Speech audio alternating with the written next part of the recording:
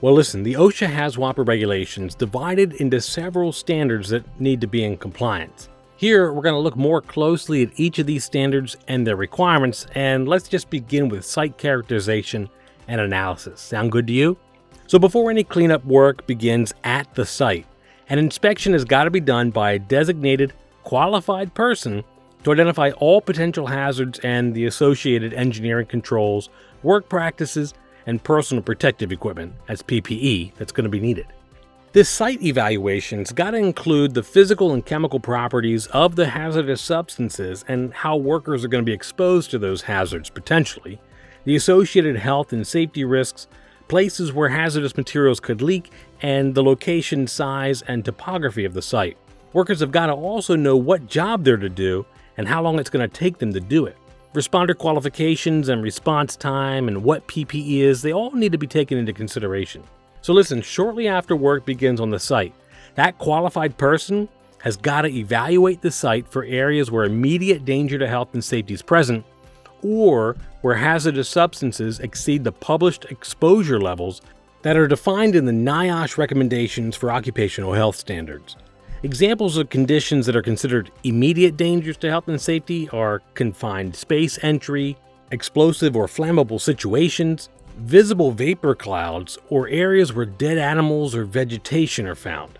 So once work's actually underway, site control protects employees from hazardous materials. Site control practices would include a map of the site showing the contaminated areas, clearly identified work zones where only authorized personnel are allowed, written procedures for each of those work zones, and hey, a buddy system where HAZWOPER workers pair up to help in case of an emergency. Speaking of emergencies, sites have got to have written procedures on how to notify employees of an emergency. This would include the name of the nearest emergency medical responder. So trying to do this type of work in the dark would be even more dangerous, right? Well, that's why the HAZWOPER standard on illumination defines exactly how much light workers need to complete the job safely. Illumination is commonly measured in foot candles, where 1 foot candle represents the amount of light produced by 1 candle at a distance of 1 foot.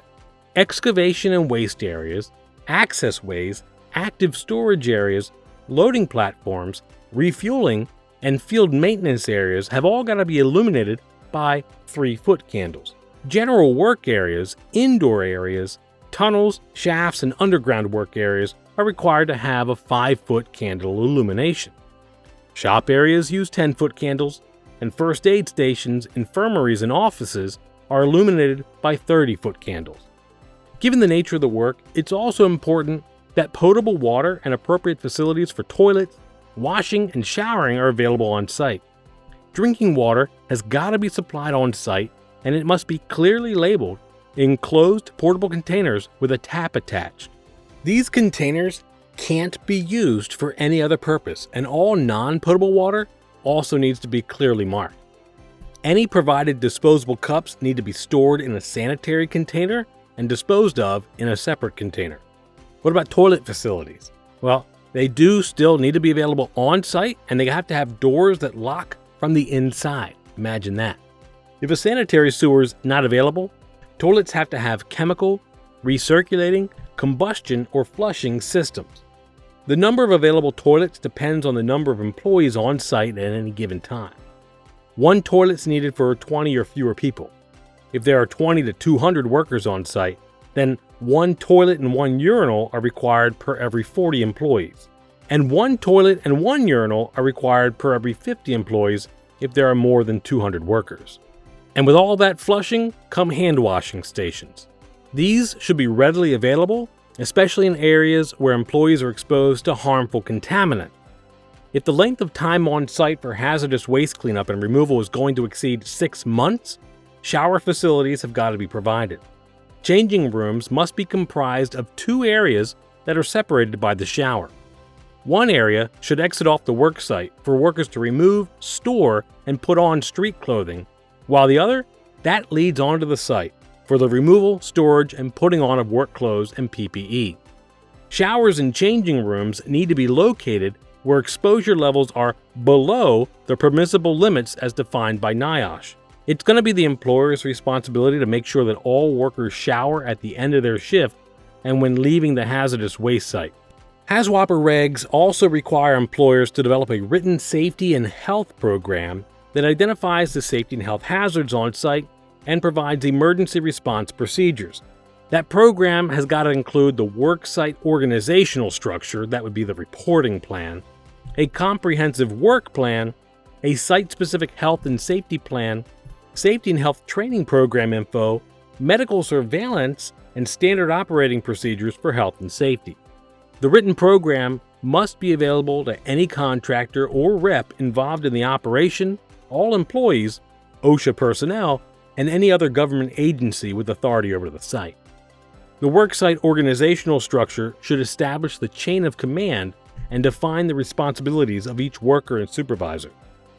Necessary personnel are going to include a general supervisor to direct all the hazardous waste site operations, a site safety and health supervisor who has the expertise to implement the site-specific health and safety plan, other personnel who are needed for the operations and emergency response and their responsibilities, and the lines of authority and communication of those involved in the hazardous waste site operations or responding to emergencies.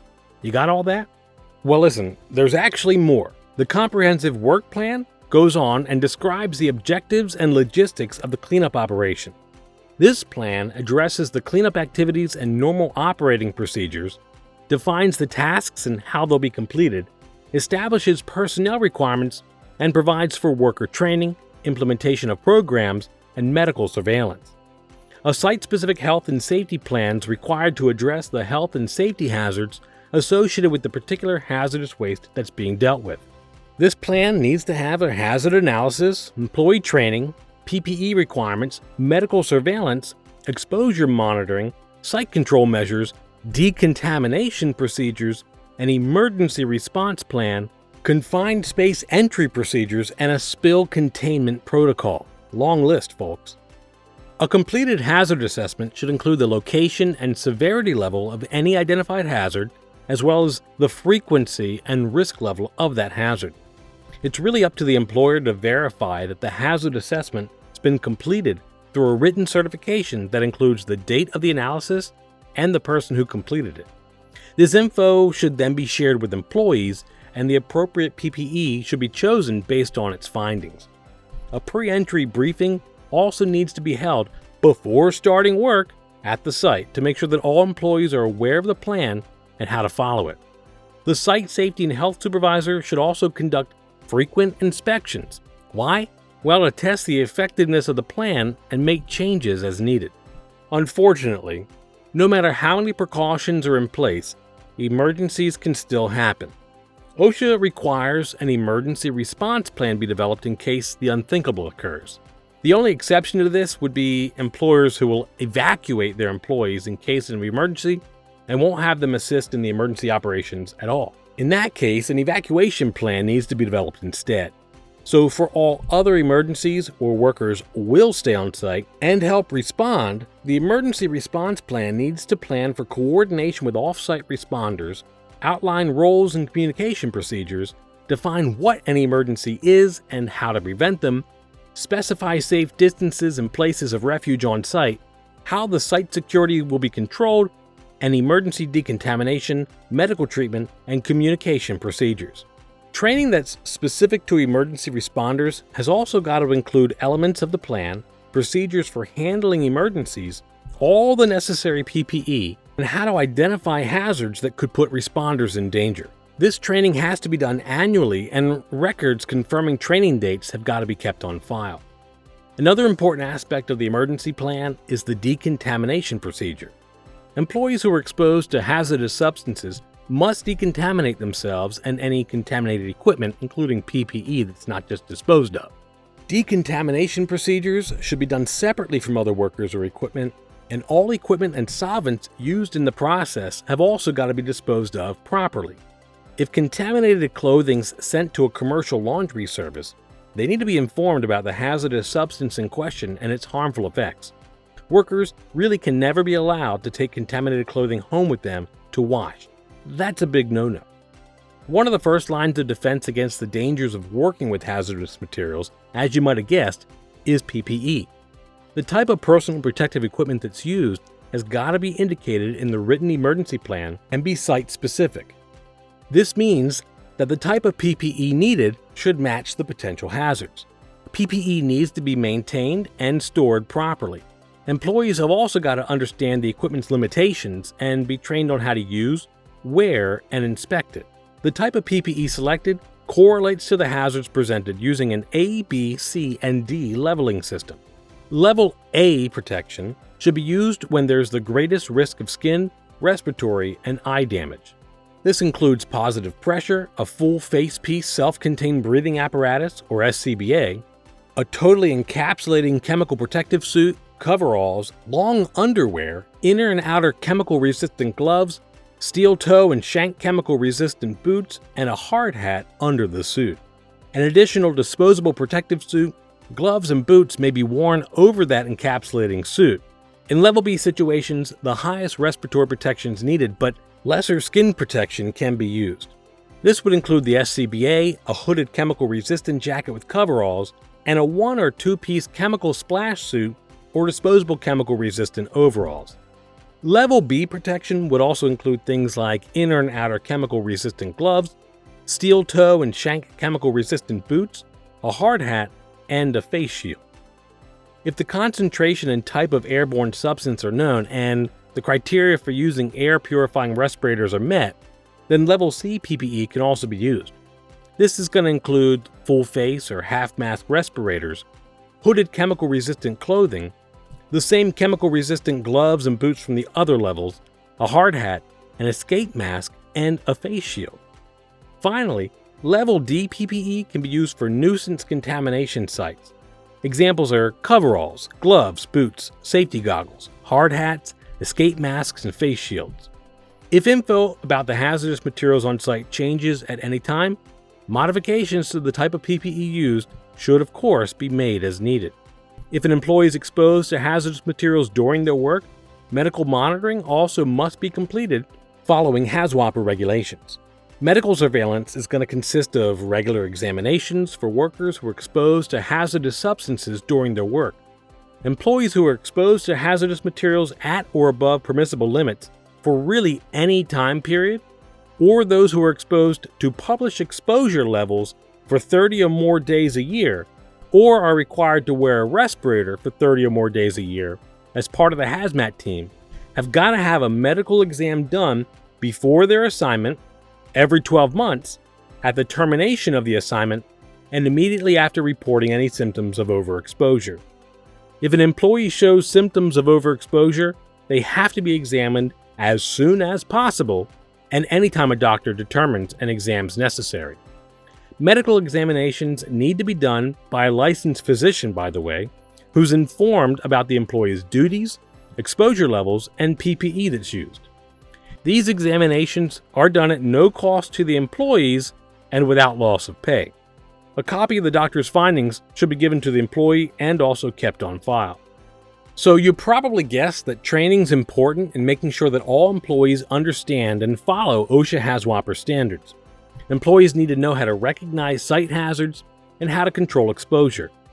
Training needs to include the names of those responsible for health and safety on site, the site's hazards, how to use PPE, how to minimize risks, medical surveillance requirements, and procedures for decontamination, responding to emergencies, working in confined spaces, and containing leaks and spills. Workers whose jobs put them at higher risk need more training than those at lower risk. General site workers who work directly with hazardous material cleanup or removal and their on-site supervisors need 40 hours of off-site training and 3 days of field experience initially. Workers who are on-site occasionally with specific tasks that are unlikely to expose them to hazardous substances, or, those who work on-site regularly but in areas that are below exposure limits, anywhere where respirators aren't required and emergencies are unlikely, they'll need 24 hours of off-site instruction and 1 day of field experience. All employees, though, need 8 hours of refresher training every year. No employee can begin work without a written certification that they've completed the training hours and field experience.